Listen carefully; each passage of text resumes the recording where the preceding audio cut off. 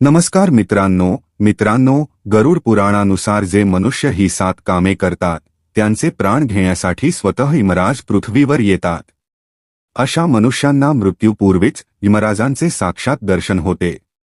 या विषयात एक प्राचीन पौराणिक कथा सांगितली जाते जी आज आम्ही तुम्हाला सांगणार आहोत। आपण सर्वांनी ही कथा लक्षपूर्वक जरूर ऐकावी, कारण साक्षात यमराजांनी मनुष्यांच्या कल्याणासाठी अतिशय ज्ञानवर्धक आणि जीवनोपयोगी मूल्यवान गोष्टी सांगितल्या आहेत, ज्या ऐकून आपणही धन्य व्हाल। ही कथा म्हणजे जणू ज्ञानाचा सागर आहे, जी फक्त ऐकण्यातूनच तुमच्या जीवनात महान परिवर्तन घडेल। तर चला विलंब न करता ती महान कथा सुरू करूया। पवित्र स्वर्गलोकात देवराज इंद्रांच्या दिव्य सभेजवळ देवर्षी नारद आपल्या सामान्य विचरणावर होते। आपल्या महती वीणेवर ते भगवान विष्णूंचे भजन गुणगुणत चालत होते। अचानक त्यांची दृष्टी यमलोकाकडे जाणाऱ्या मार्गावर पडली। तेथील दृश्य अत्यंत विलक्षण होते। यमराज स्वतः आपल्या महाबलवान म्हशीवर आरूढ होऊन दंडपाश धारण करून काही गहन विचारात पुढे चालले होते। सामान्यतः यमदूतांनाच पृथ्वीवरील प्राण्यांच्या आत्मा आणायचे कार्य असते, पण येथे तर स्वतः धर्मराजच निघाले होते। देवर्षी नारद यांनी तत्काळ आपल्या वीणेचा स्वर थोडा थांबवला आणि आश्चर्याने विचार करू लागले। असा कोण पुण्यात्मा आहे का पृथ्वीवर ज्याला आणण्यासाठी स्वतः यमराज जात आहेत? किंवा असा कोण घोर पापी जन्माला आला आहे का ज्याला दंड देण्यासाठी स्वतः धर्मराज जाणे आवश्यक झाले आहे? नारदजींची जिज्ञासा अधिकच वाढली। त्यांनी मनोमन ठरवले की यमराजांना विचारता हे रहस्य उलगडणार नाही। त्यामुळे ते आपल्या दिव्य गतीने पुढे गेले आणि यमराजांच्या समीप पोहोचून म्हणाले, हे धर्मराज, मी तुम्हाला प्रणाम करतो। आज एवढ्या शीघ्रतेने आपण पृथ्वी लोकाकडे का चालले आहात? असा कोणता प्रसंग उद्भवला आहे की स्वतः महाबली यमराजांना जावे लागत आहे? माझ्या मनात हा रहस्य जाणण्याची मोठी इच्छा आहे। यमराजांनी देवर्षी नारदांना पाहून आपल्या भेसाला थोडा विराम दिला आणि सन्मानपूर्वक उत्तर दिले, हे देवर्षी नारद, आपणासही माझा प्रणाम। आपण तर भगवान विष्णूंचे परमभक्त आहात आणि संपूर्ण जगाचे समाचार जाणता। तरीही आपण विचारले आहे म्हणून सांगण्याचा प्रयत्न करतो। आज मी पृथ्वीलोकावर 7 अशा मनुष्यांचे प्राण घेण्यासाठी जात आहे, ज्यांचे कर्म इतके विलक्षण आहे की त्यांच्या जवळ माझे स्वतः उपस्थित असणे आवश्यक आहे। ते पापी असोत किंवा पुण्यात्मा, पण जीवनात ही 7 विशिष्ट कर्मे केलेल्या व्यक्तीला आणण्यासाठी मी स्वतःच जातो। नारदजींचे आश्चर्य अधिकच वाढले। ते म्हणाले, हे धर्मराज, मनुष्यांचे प्राण नेण्यासाठी तर आपल्या यमदूतांनाच पाठवले जाते। मग अशा कोणत्या विशेषतेमुळे आपणास स्वतः जावे लागत आहे? ते 7ही मनुष्य महान पुण्याचे भागी आहेत का, की त्यात एखादा घोर पापीही आहे? यमराज म्हणाले, हे देवर्षी, मी सांगितले तसे तो पापी असो किंवा पुण्यात्मा, परंतु त्याने जीवनात ही 7 कार्ये केली असतील तर मला स्वतः त्याचे प्राण घ्यायला यावे लागते। आपली इच्छा असेल तर माझ्या सोबत चला।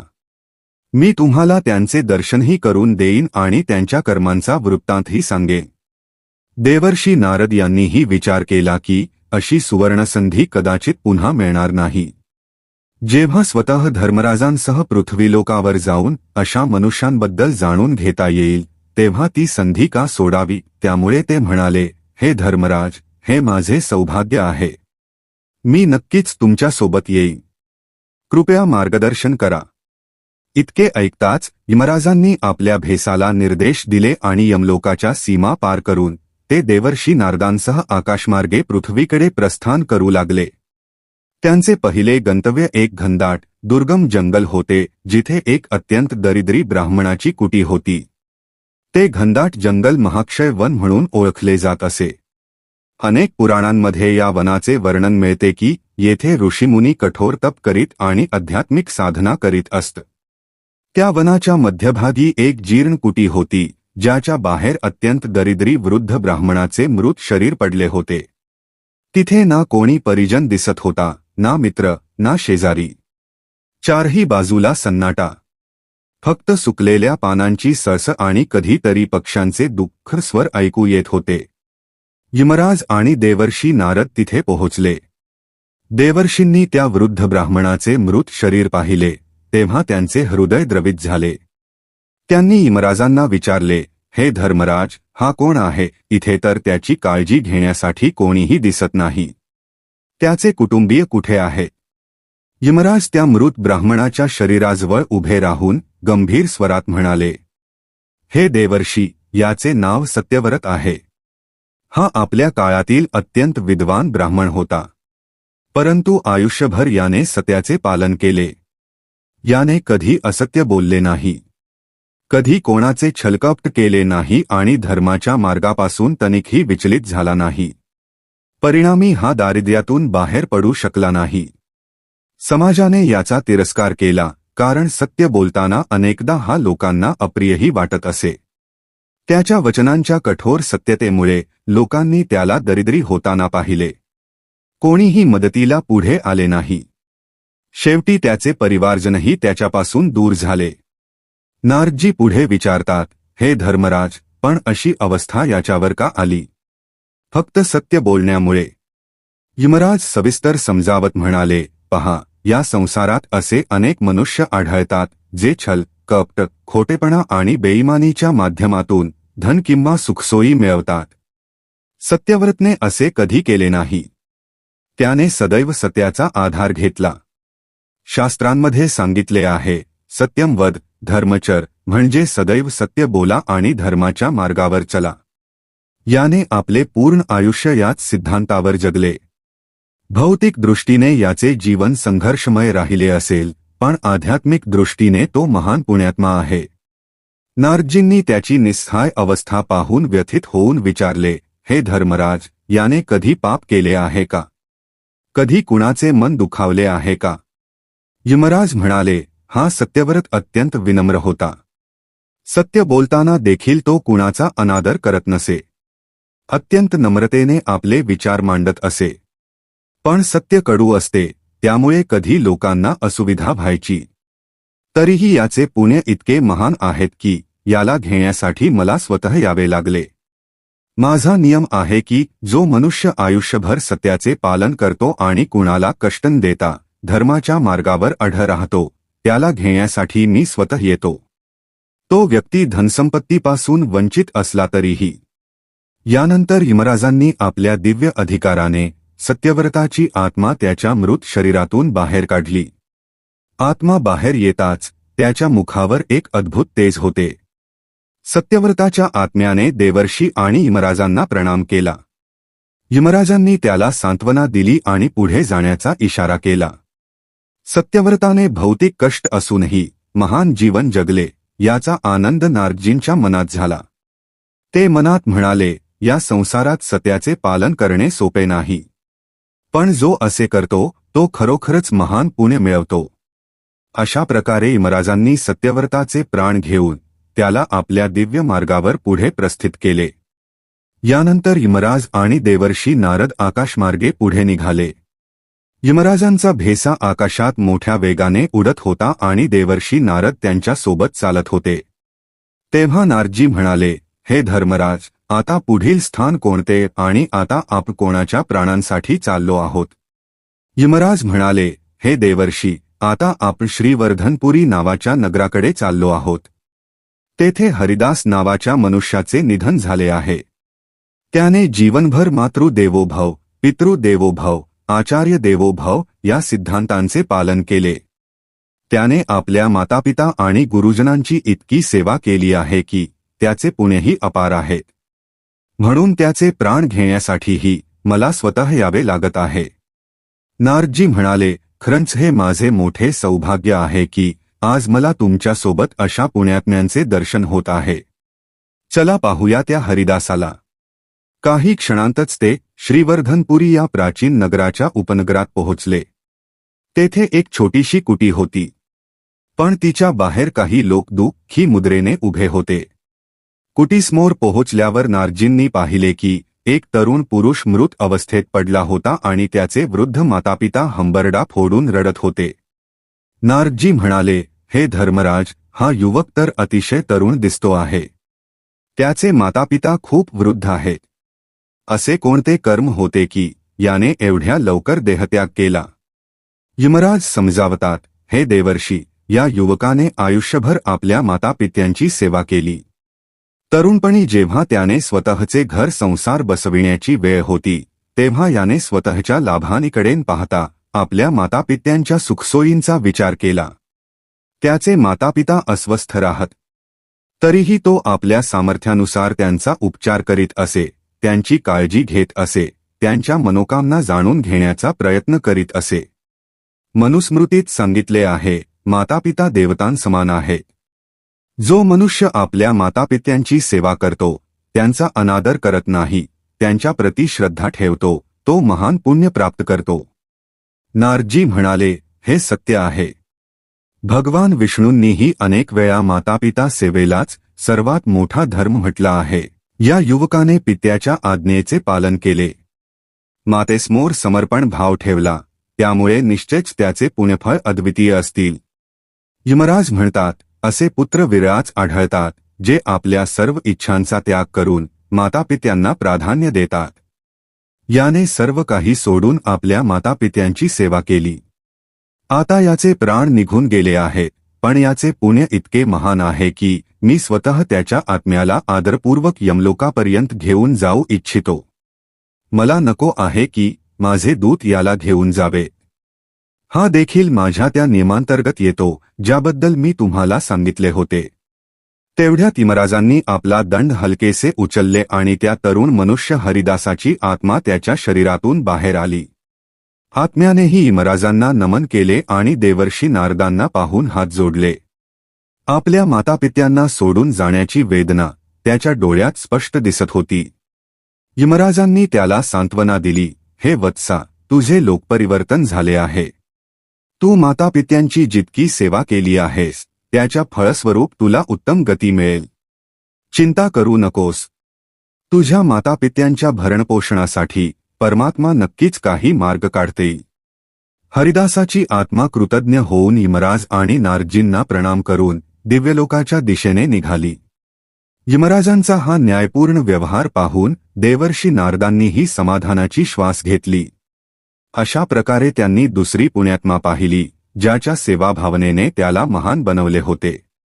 आता यमराज आणि नारदजी तिसऱ्या आत्म्याच्या शोधात आकाशमार्गे पुढे निघाले.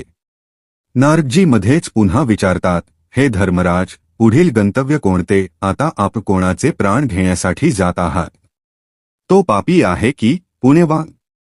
यमराज म्हणाले, आता आपण गोवर्धनपुराकडे चाललो आहोत. तेथे एक मनुष्य आहे, त्याचे नाव आहे गोपालदास. त्याने आपले संपूर्ण जीवन गौसेवेला अर्पण केले आणि त्याचे नुकतेच निधन झाले आहे. नारदजी आश्चर्याने म्हणाले, गोपालदास या नावावरूनच कळते की तो गौमातेवर फार प्रेम करत असेल. थोड्याच वेळात ते गोवर्धनपुराजवळ पोहोचले. हे नगर प्राचीन काळापासून गौसेवा आणि कृष्णभक्तीसाठी प्रसिद्ध होते. नगराच्या बाहेर एक छोटीशी गौशाळा होती, जिथे अनेक गायी होत्या. गौशाळेच्या बाहेरच गोपालदासाचे पार्थिव शरीर ठेवले होते. त्याच्या आजूबाजूला काही गाय उदास मुद्रेने उभ्या होत्या, जणू त्यांना त्यांच्या रक्षकाच्या जाण्याची जाणीव झाली होती. आसपासचे लोकही होते, पण प्रत्येकाच्या चेहऱ्यावर खोल शोक दिसत होता. तेव्हा देवर्षी नारद आणि यमराज त्या ठिकाणी पोहोचले जिथे गोपालदासाचे शरीर ठेवले होते. नारदजी त्या मृत शरीराकडे पाहत म्हणाले, हे धर्मराज, या गोपालदासाबद्दल थोडे सविस्तर सांगा. यमराज स्पष्ट करतात, गोपालदासाने आपले संपूर्ण जीवन गौसेवेला समर्पित केले. त्याने केवळ गौमातेलाच नव्हे, तर भुकेल्या पशुपक्ष्यांनाही दाणापाणी दिले. आपल्या मर्यादित साधनसंपत्ती असूनही तो नेहमी प्रयत्न करत असे की कोणताही जीव भुका राहू नये. शास्त्रांमध्ये म्हटले आहे, गावो विश्वस्य मातरः, म्हणजे गाय विश्वाची माता आहे. आणि गौमातेची सेवा ही सर्वोच्च पुण्य मानली जाते. याशिवाय त्याला सर्व प्राणीमात्रांबद्दल दयेचा भाव होता. म्हणूनच गौमातेप्रती प्रेम आणि दयेचा हा पुंज असलेल्या या व्यक्तीचे प्राण घेण्यासाठीही मला स्वतः यावे लागले. हे ऐकून नारदजी म्हणाले, अनेकदा लोक स्वतःच्या स्वार्थात इतके बुडतात की पशूंची वेदना समजतही नाही. पण गोपालदासाने आपल्या स्वतःसाठी कमावले किंवा नाही, तरी या बेजबान प्राण्यांसाठी त्याने आपले सर्वस्व अर्पण केले असे विरळाच घडते. यमराजांनी सहमती दर्शवत मान हलवली आणि ते गोपाल दासाच्या पार्थिव शरीराजवळ आले. त्यांच्या दंडाच्या हलक्या संकेताने गोपाल दासाची आत्मा बाहेर आली. तिच्या चेहऱ्यावर परमशांती आणि समाधानाचे भाव होते. यमराजांना पाहताच तिने हात जोडले आणि देवर्षी नारदांनाही नमस्कार केला. यमराज म्हणाले, हे गोपालदास, तू गौमातेची सेवा करून अपार पुण्य मिळवले आहेस. गौमातेतील 33 कोटी देवतांचा वास मानला जातो. तुझी करुणा केवळ गौमातेपुरती मर्यादित नव्हती, तू सर्व जीवांवर दया केलीस. अतएव तुमची पुण्यराशी अत्यंत मोठी आहे. गोपाल दासाची आत्मा विनम्रतेने म्हणाली, हे धर्मराज, मी जे काही केले ते फक्त एक सेवा होती. पशुपक्ष्यांवर दया ठेवणे काही परमार्थ नाही, हे तर आपण मनुष्यांचे कर्तव्य असायला हवे. हे ऐकून नारदजी प्रसन्न होऊन म्हणाले, हे गोपालदास, तुझे हेच विचार तुझी महानता दर्शवतात वत्सा. यानंतर गोपालदासाची आत्मा कृतज्ञ होऊन यमराज आणि नारदजींना प्रणाम करून दिव्यलोकाकडे प्रस्थान करू लागली. त्यानंतर यमराज आणि देवर्षी नारद यांनी पुन्हा आपली यात्रा पुढे चालू केली. आकाशमार्गाने जाताना ते पुढील नगरात पोहोचले. या नगराचे नाव होते मधुपुरी, जे आपल्या भक्ती परंपरेसाठी प्रसिद्ध होते. येथे अनेक भक्त भगवान विष्णूची पूजा, तुलसी सेवा आणि कीर्तन करत असत. यमराज आणि नारदजींनी दुरूनच पाहिले की एका घराच्या अंगणात काही स्त्रिया विलाप करत होत्या. घराच्या उंबरठ्यावर मध्यमवयीन एका स्त्रीचे पार्थिव शरीर ठेवले होते. तिच्या जवळच एक हिरवेगार तुळशीचा रोप लावलेले होते, ज्याच्या खाली दीपक अजूनही पेटलेला होता. देवर्षी नारद विचारतात, हे धर्मराज, हीच ती स्त्री आहे का जिचे प्राण घेण्यासाठी आपण स्वतः आले आहात? यमराजांनी पुष्टी केली, हो देवर्षी, या स्त्रीचे नाव होते पद्माबाई.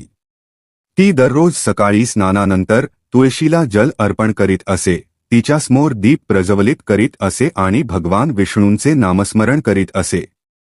तुळशीला वैष्णव परंपरेत अत्यंत पवित्र मानले जाते. तुळशी ही देवी स्वतः पृथ्वीवर अवतरली आहे आणि त्यांच्या पूजनाने मनुष्याला अपार पुण्य प्राप्त होते.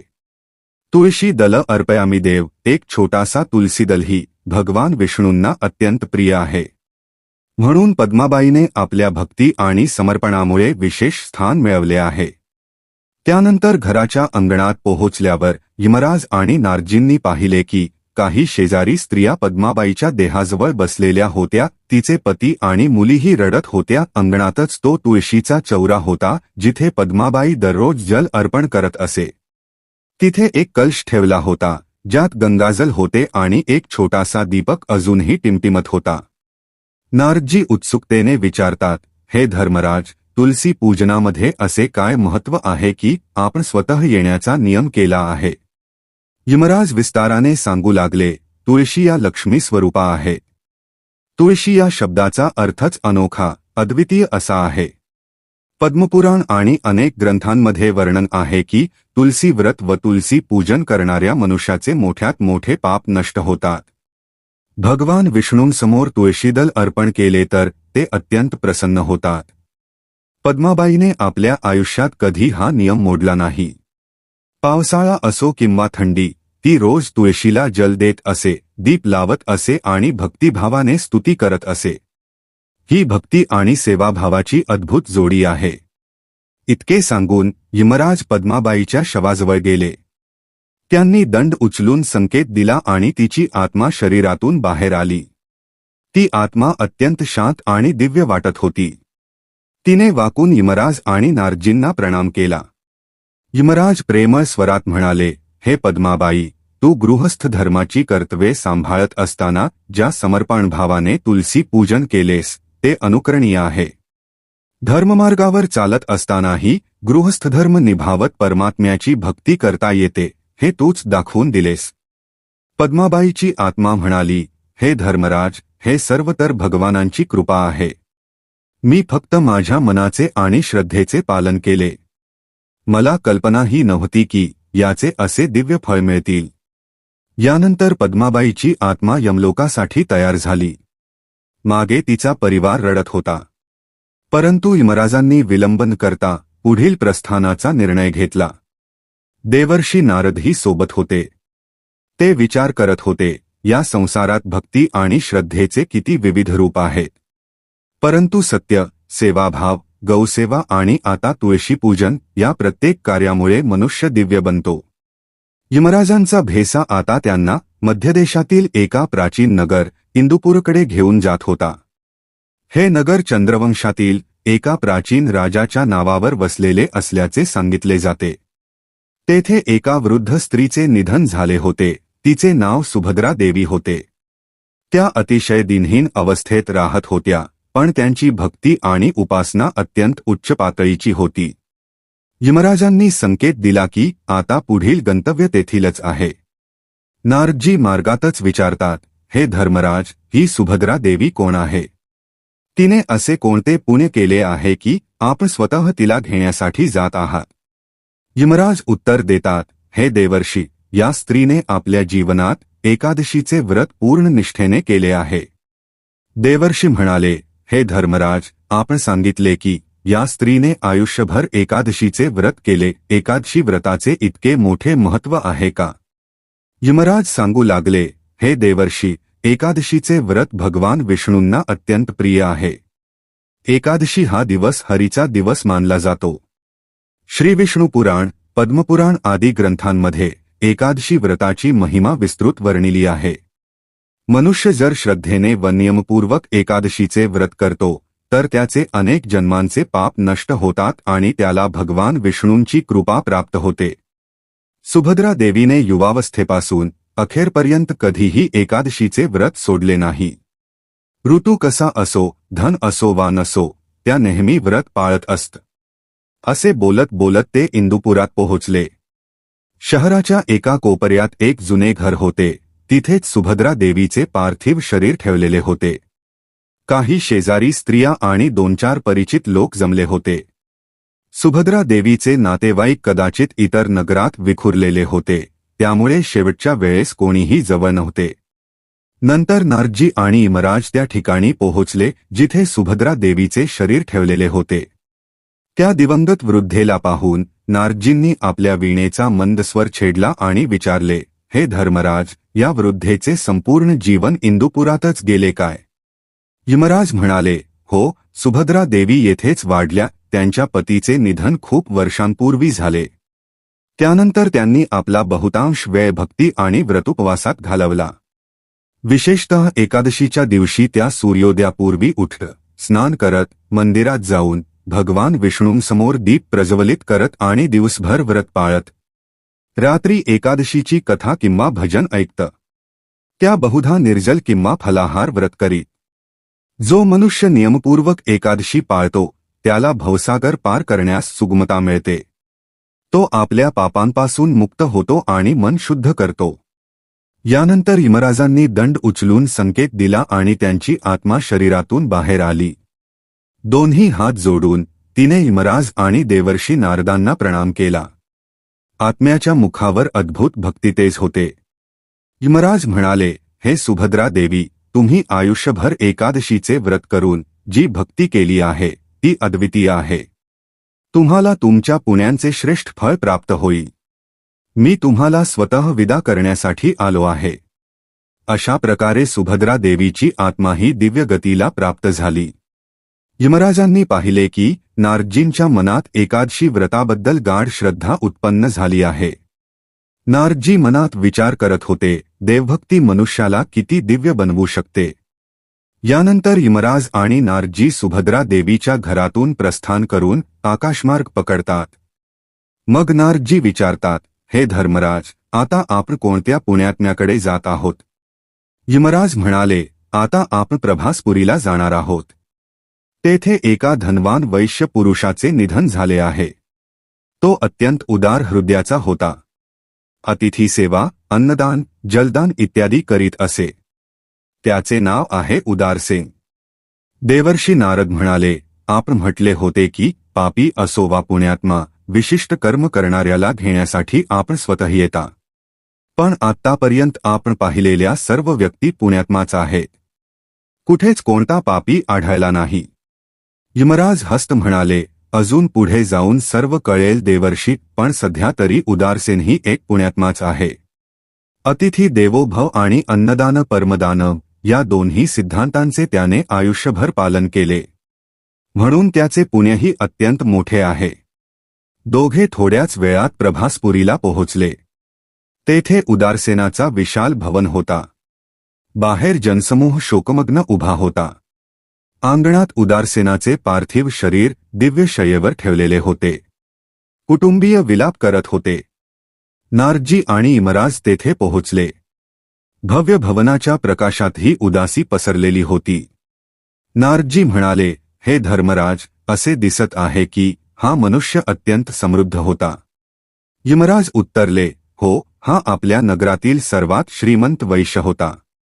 पण याने कधी धनाचा दुरुपयोग केला नाही. तो सत अन्नदान, वस्त्रदान, जलदान, गौदान इत्यादी पुण्यकर्मात गुंतलेला असे. त्याचे घर नेहमी अतिथींनी भरलेले असे. एखादा प्रवासी भुका राहू नये हा याचा नेहमीचा प्रयत्न असे. मनुस्मृतीसह अनेक धर्मशास्त्रांमध्ये म्हटले आहे, अतिथी देवो भव, आणि भुकेल्याला अन्न देणे हे सर्वात मोठे दान. अन्नदान परमदान मानले गेले आहे. नारदजी म्हणाले, निश्चितच हा मोठा पुण्यवान असेल. बरेच लोक धन मिळाल्यावर अहंकारी होतात, पण याने सेवा मार्ग निवडला. यमराजांनी सहमतीने मान हलवली. ते उदारसेनाच्या शरीराजवळ आले आणि यमदंडाच्या संकेताने उदारसेनाची आत्मा बाहेर आली. आत्मा तेजस्वी होती, परंतु कुटुंब आणि नगरापासून दूर जाण्याचे दुःख तिच्या चेहऱ्यावर होते. यमराज म्हणाले, हे उदारसेन, तू धन मिळूनही लोभ केला नाहीस. गरजूंची मदत केलीस. अतिथींचा सत्कार केला, अन्नदान केले. म्हणून मी स्वतः तुला विदा करण्यास आलो आहे. तुझे पुण्य अपरंपार आहे. इतके म्हणत यमराजांनी उदारसेनाला आशीर्वाद दिला आणि त्याची आत्मा दिव्यलोकाकडे निघाली. मग यमराज आणि देवर्षी त्या ठिकाणाहून पुन्हा आकाशमार्गाने पुढे चालले. आता त्यांनी 6 लोकांचे प्राण घेतले होते. सत्यव्रत, हरिदास, गोपालदास, पद्माबाई, सुभद्रा देवी आणि उदारसेन. उरला होता 7वा, ज्याच्या आत्म्यासाठी यमराज स्वतः जाणार होते. यमराज म्हणाले, हे देवर्षी, तुम्ही विचारले होते की या 7मध्ये एखादा पापीही असेल. पण आत्तापर्यंत सर्वच पुण्यात्मा निघाले. चला आता त्या 7व्या आत्मेकडे जाऊ. ती एक पतिव्रता स्त्री आहे, नाव सावित्री. ती विदेहनगरीत राहते, जी प्राचीन मिथिलाचा एक प्रसिद्ध भाग आहे. तिचे नुकतेच निधन झाले आहे. नारदजी आश्चर्याने म्हणाले, हे धर्मराज, पतिव्रता स्त्रीचे इतके महत्त्व आहे की तिचे प्राण घेण्यासाठी आपण स्वतः येता. यमराज स्मित करून म्हणाले, हो देवर्षी, शास्त्रांमध्ये पतिव्रता धर्माला अत्यंत उच्च स्थान दिले आहे. सतयुगापासून द्वाप्रयुगापर्यंत अनगिनत उदाहरणे आहेत. सावित्री, सत्यवान, सीताराम, दमयंतीन इत्यादी. पतिव्रता स्त्री आपल्या पतीस परमेश्वर समान मानून त्याची सेवा करते. सुखदुःखात त्याच्या सोबत राहते. ही निष्ठा तिला दिव्य शक्ती देते. तुम्ही काही क्षणात पाहाल की या सावित्रीच्या आत्म्यात किती तेज आहे. दोघे लवकरच विदेहनगरीत पोहोचले. तिथे एक साधेसे घर होते. अंगणात सावित्रीचे मृत शरीर एका शय्येवर ठेवलेले होते. तिचा पती जवळ बसून विलाप करत होता. घरातील इतर लोकही रडत होते. पतीच्या डोळ्यांना सूज आली होती. पत्नीविना तो कसा राहील हे त्याला कळत नव्हते. नारदजींना हे दृश्य अतिशय मार्मिक वाटले. ते हळू आवाजात म्हणाले, हे धर्मराज, ही स्त्री गृहिणी असावी. तिने जीवनात पापही केले होते का, की फक्त पुण्यच कमावले? यमराज म्हणाले, हे नारदजी, या स्त्रीने अनेक पापही केले. तिने कधी तुळशीला जल अर्पण केले नाही. देवाला भोग लावण्याऐवजी ती आधी आपल्या पतीलाच भोजन देत असे. देवाची पूजा करण्याआधी पतीची पूजा करीत असे. परंतु हे देवर्षी, पतिव्रता धर्म स्वतःमध्ये एक महान व्रत आहे. जर स्त्री हृदयापासून आपल्या पतीची सेवा करते, त्याला परमात्म्याचा अंश मानते, आपल्या इंद्रियांवर संयम ठेवून त्याचे सुखदुःख वाटून घेते, तर ती अलौकिक पुण्याची अधिकारी बनते. सावित्रीने आपल्या पतीच्या आज्ञेचे पालन केले, सदैव त्याचा आदर केला, कधी तक्रार केली नाही. गृहस्थीमध्ये कितीही कष्ट आले तरी तिची निष्ठा अढळ राहिली. म्हणूनच तिने ज्या ज्या पापांचा संचय केला होता ते सर्व तिच्या पतिव्रता धर्माच्या तेजासमोर नष्ट झाले. इतके सांगून यमराज सावित्रीच्या शरीराजवळ येऊन त्यांनी आपला दंड उचलला. त्या क्षणी सावित्रीची आत्मा शरीरातून बाहेर आली आणि तिच्या मुखावर अद्भुत तेज व शांततेचे मिश्रण होते. तिने हात जोडून यमराज आणि नारजींना प्रणाम केला. तिच्या शेजारी बसलेला पती तिच्या देहाजवळ रडतच राहिला, कारण त्याला या दिव्य प्रकट्यांचा काहीही बोध नव्हता. यमराज म्हणाले, हे सावित्री, तुमची पतिव्रता निष्ठा अतुलनीय आहे. शास्त्रांमध्ये म्हटले आहे की पतिव्रता स्त्री लोक आणि परलोक दोन्ही सुशोभित करते. तुम्हाला सुद्धा तुमच्या पुण्यांच्या अनुरूप परमगती प्राप्त होईल. अशा प्रकारे सावित्रीची आत्मा दिव्य मार्गाने प्रस्थित झाली. तिच्या पतीला नश्वर संसारात तिच्याविना जीवन जगायचे होते. पण पतिव्रता धर्माच्या या महानतेला स्वतः यमराजांनी मान्यता दिली. आता सातही व्यक्ती सत्यव्रत, हरिदास, गोपालदास, पद्माबाई, सुभद्रा देवी, उदारसेन आणि सावित्री यांचे प्राण घेऊन यमराजांनी आपले दायित्व पूर्ण केले. सातही आत्मा आपापल्या पुण्य किंवा नियत गतीकडे प्रस्थान करू लागले. यमराजांनी देवर्षी नारदांकडे पाहून विचारले, हे देवर्षी, तुमची जिज्ञासा पूर्ण झाली का नाही? नारदजी म्हणाले, हे धर्मराज, आज मी महान रहस्ये पाहिली. आपण प्रायः यमदूतांनाच पाठवता, पण आज आपण स्वतः या सातही मनुष्यांचे प्राण घेतले. आता मला समजले की हे 7 कर्म किती महान आहे. सत्याचे पालन, मातापिता आणि गुरुसेवा, गौसेवा व प्राणीमात्रावर दया, तुलसीपूजन व भक्ती, एकादशी व्रत, अतिथी सेवा व अन्नदान आणि पतिव्रता धर्म हे खरोखरच विलक्षण नियम आहेत. यमराज म्हणाले, हो देवर्षी, हे सातही कर्म मनुष्याला पवित्रता, सेवा आणि धर्मभावनेशी जोडतात. आता प्रश्न असा की केवळ हीच 7 कर्मे मनुष्याला महान बनवतात का? नाही, धर्माचे अनेक रूप आहेत, परंतु ही 7 प्रमुख कर्मे आहेत. जो मनुष्य यांपैकी कुठलेही एक कर्म प्रामाणिकपणे करतो तो माझ्याकडून विशेष सन्मान मिळवतो. आणि ज्याने आयुष्यभर ही 7ही कर्मे साधली असतील त्याला घेण्यासाठी मी स्वतः येतो. नारदजी हात जोडून म्हणाले, हे धर्मराज, तुमची न्यायप्रियता व नियमावली अद्वितीय आहे. आज तुम्ही माझे मन समाधानाने भरले. हे ज्ञान मी लोककल्याणासाठी अवश्य पसरवेन, ज्यामुळे अधिकाधिक लोक सत्य, सेवा, दया, भक्ती आणि धर्ममार्गाकडे प्रेरित होतील. यमराज म्हणाले, नक्कीच देवर्षी, आपण स्वतः नारद आहात, जे संपूर्ण त्रिलोकात विहार करता आणि हरिभक्तीचा प्रचार करता. जो मनुष्य हे 7 कर्म समजून आपल्या जीवनात उतरेल तो निश्चितच उत्तम गती प्राप्त करेल. इतके बोलून यमराजांनी नारदजींना प्रणाम केला आणि आपला भेसा वळवून यमलोकाच्या दिशेने प्रस्थान केले. देवर्षी नारदांनीही त्यांना प्रणाम केला आणि आपल्या स्वभावानुसार वीणा वाजवीत भगवानांच्या नामांचे गुणगान करत देवलोकाकडे चालू लागले. अशा प्रकारे या प्राचीन कथेचा भावार्थ असा की मनुष्याचे कर्म त्याला महान किंवा तुच्छ बनवतात. सत्कर्मांची महत्ता सदा वर्णिली गेली आहे, पण अनेकदा आपल्याला समजत नाही की आपल्या छोट्या वाटणाऱ्या कृतीही अलौकिक पुण्य देऊ शकतात. सत्यव्रताची कथा शिकवते की जीवनभर सत्य पाळल्यास लौकिक सुख कमी मिळाले तरी आध्यात्मिक महानता नक्की मिळते. हरिदासाचा उदाहरण दाखवते की मातृपितृ व गुरुसेवा हेच सर्वात मोठे धर्म आहे. गोपालदासाने गौसेवा आणि जीवदेची महिमा सांगितली, जीवदेपेक्षा मोठा धर्म नाही. पद्माबाईने तुळशीच्या नित्यपूजेतून दाखवले की छोटीशी भक्ती ही मनुष्याला किती उंच नेऊ शकते. सुभद्रा देवीने एकादशी व्रताची दिव्यता स्पष्ट केली, ज्याचे पुण्य अनंत असून चित्त शुद्ध होते. उदारसेनाने अन्नदान व अतिथी सेवेचे महत्त्व जिवंत केले, अतिथी देवो भव आणि अन्नदान परमदान. सावित्रीने पतिव्रता धर्माचे तेज दाखवले, जिथे पतीपत्नीचे प्रेम आणि निष्ठा ईश्वरी स्थान प्राप्त करतात. या 7ही व्यक्ती जरी भिन्न परिस्थितीत जगल्या तरी एक गोष्ट त्यांच्या सर्वांच्या जीवनात समान होती, धर्मावर आस्था आणि मानवी मूल्यांचा सन्मान. म्हणूनच त्यांच्या प्राणांसाठी यमराज स्वतः आले.